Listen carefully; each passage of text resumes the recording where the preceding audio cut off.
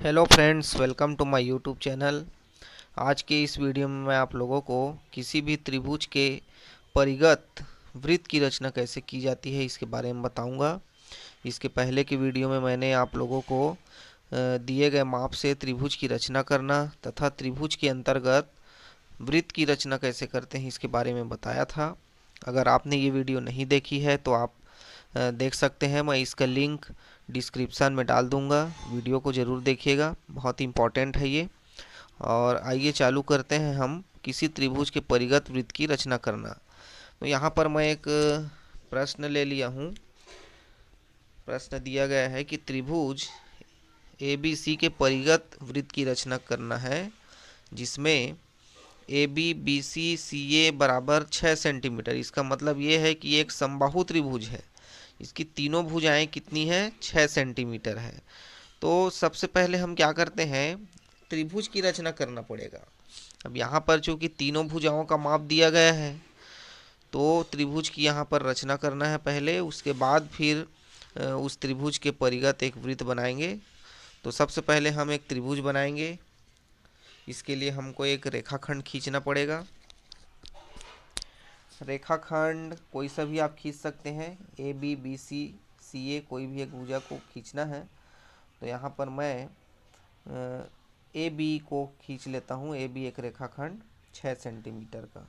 तो 6 centimetre scale की सहायता से ये देखिए, ये 6, इस प्रकार से ये 6 सेंटीमीटर एक रेखाखंड हो गया। ये हो जाएगा ए बी 6 सेंटीमीटर। उसके बाद बी सी और सी ए भी 6 है। तो हम क्या करेंगे, ये जो प्रकार है, इस प्रकार से 6 सेंटीमीटर का हम त्रिज्या ले लेते हैं। या तो आप स्केल से 6 सेंटीमीटर का त्रिज्या ले लो इस प्रकार से, ये देखिए 6 सेंटीमीटर का त्रिज्या हो गया। या फिर ये जो लाइन खींचे हैं इसको भी इस प्रकार से नाप सकते हैं 6 सेंटीमीटर, क्योंकि इस त्रिभुज की तीनों भुजाएं जो है 6 सेंटीमीटर की है। तो बी सी और ए सी ए या ए सी दोनों 6 6 सेंटीमीटर है। मतलब ए से और बी से दोनों से 6 सेंटीमीटर का चाप कटेगा। कोई दिक्कत नहीं है इसमें, बहुत ही आसान क्वेश्चन है। ये देखिए, बी से 6 सेंटीमीटर का चाप आप इस प्रकार से काटेंगे। और उसी तरह से बिंदु ए में भी प्रकार को ऐसा रखेंगे और जो चाप कटा है उसी को इस प्रकार ऐसा कटा देंगे। तो दोनों जो है एक बिंदु पर प्रतिच्छेद कर रहे हैं। ये जो प्रतिच्छेद बिंदु है हमारा, ये प्रतिच्छेद बिंदु कहलाएगा सी। और क्या करेंगे इसके बाद, सी को ए और बी से मिला देंगे स्केल की सहायता से। सी बिंदु को बी बिंदु से मिला दिए और यहाँ पर हम सी बिंदु को मिला देंगे ए बिंदु से। तो इस प्रकार से ये एक त्रिभुज हमको प्राप्त हो गया है ए बी सी। अब इसी त्रिभुज के परिगत एक वृत्त की रचना करना है। तो परिगत वृत्त की रचना करने के लिए मैं एक चीज़ बता दूं कि आप लोगों को ये तीनों भुजाओं में से कोई भी दो भुजा का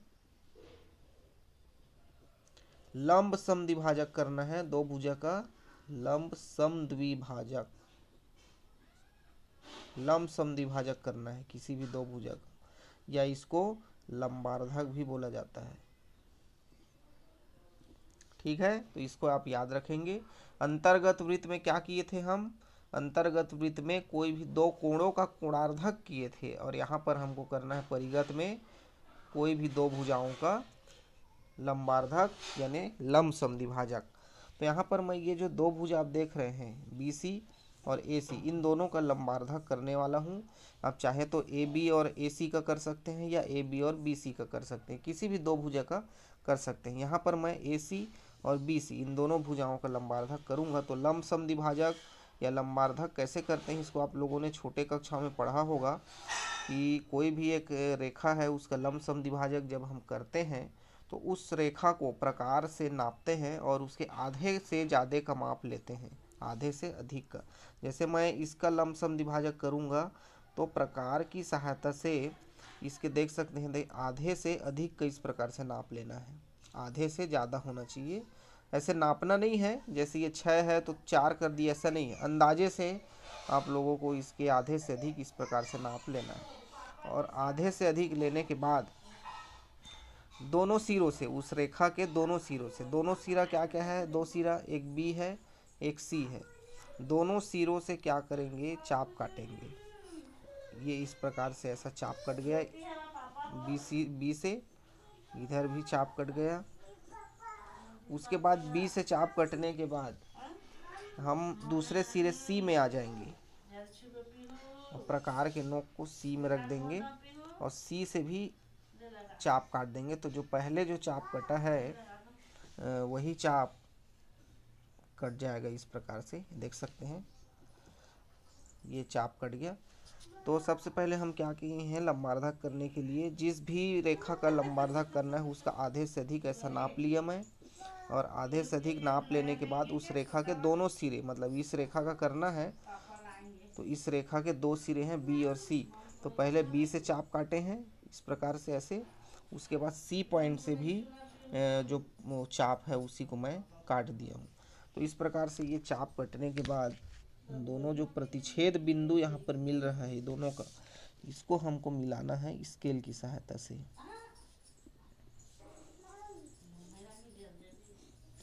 इस प्रकार से देखिए, तो ये है एक लंब समद्विभाजक किसका, भुजा BC का। उसी प्रकार से इस भुजा AC का लंब समद्विभाजक करेंगे। तो AC का लंब समद्विभाजक करेंगे तो AC जो रेखाखंड है इसका भी आधे से अधिक इस प्रकार से नाप लेना है। ये देखिए आधे से ज़्यादा है और सेम वही काम करना है। इसके भी दो छोर हैं A और C, दोनों से चाप कटेगा। ये मैं A से पहले चाप काट रहा हूँ, उसके बाद ये C से इधर कट गया। अब A सिरे को हटा के मैं आ जाता हूँ दूसरे सिरे यानी C पर, और C से भी उसी नाप का चाप कटा देंगे। ये देखिए, तो ये चाप कट गया है। अब फिर से ये जो दो बिंदु मिला है हमको प्रतिच्छेद बिंदु इन चाप का, उनको आपस में मिला देंगे। तो ये देखिए इस प्रकार से दोनों भुजाओं का लंब समद्विभाजक निकल चुका है।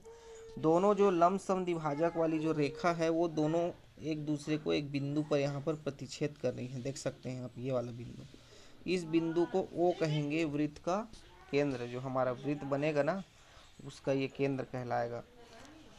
इसके बाद क्या करेंगे, ये जो हमको O मिला है वृत्त का केंद्र, उस केंद्र पर प्रकार के नोक को ऐसे रखेंगे और नाप लेना है हमको O से लेके A तक का,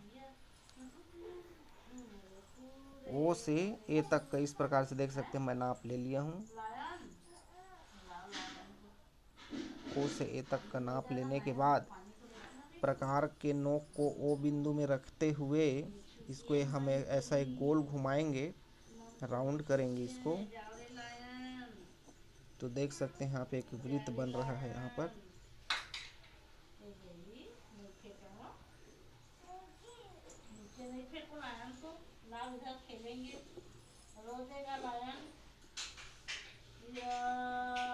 तो ये देखिए ये एक वृत्त बन चुका है और ये त्रिभुज ABC जो देख रहे हैं आप, उनके तीनों शीर्षों को स्पर्श करते हुए ये जा रहा है। तो परिगत वृत्त उसी वृत्त को कहेंगे जो किसी त्रिभुज के तीनों शीर्षों से होकर गुजरे। तो ये एक परिगत वृत्त है। ये बहुत ही आसान विधि है, इसको आप प्रैक्टिस करिए और सवाल को बना के देखिए। इसमें रचना के पद भी लिखना रहता है। रचना के पद को लिखने के लिए आप लोगों को रचना कैसे किए हैं उसके स्टेप को याद रखना पड़ेगा और उसी को रचना के पद के रूप में लिखना है। त्रिभुज के परिगत वृत्त बनाने के बाद अब हम देखते हैं कि इसके रचना के पद क्या होंगे। सबसे पहले आप देख सकते हैं सर्वप्रथम हम AB बराबर 6 सेंटीमीटर एक रेखाखंड खींचे हैं। ये AB बराबर 6 सेंटीमीटर एक रेखाखंड खींचा। सेकेंड पॉइंट में हम क्या किए हैं, बिंदु A और B दोनों से 6 सेंटीमीटर त्रिज्या लेकर चाप काटे हैं, जिससे हमको कौन सा बिंदु मिला है, C। तो उसको लिखना है बिंदु A और B को केंद्र मानकर 6-6 सेंटीमीटर त्रिज्या का चाप काटा, जिससे बिंदु C प्राप्त हुआ।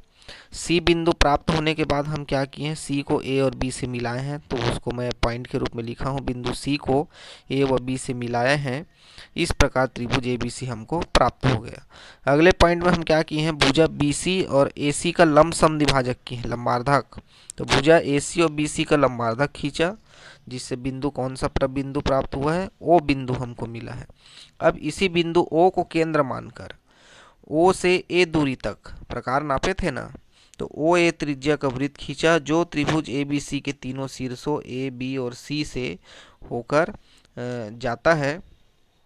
इस प्रकार त्रिभुज ए बी सी के परिगत वृत्त हमको प्राप्त हो गया। तो ये बहुत ही आसान है रचना के पद, जैसा आप रचना किए हैं उस पद को ध्यान में रखते हुए इसको लिख सकते हैं। तो ये किसी भी त्रिभुज के परिगत वृत्त की रचना इस प्रकार से आप आसानी से कर सकते हैं।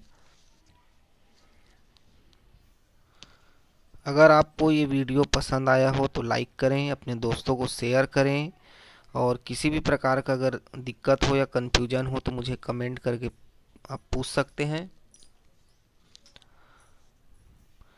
आगे की वीडियो प्राप्त करने के लिए मेरे YouTube चैनल को सब्सक्राइब जरूर कर लें।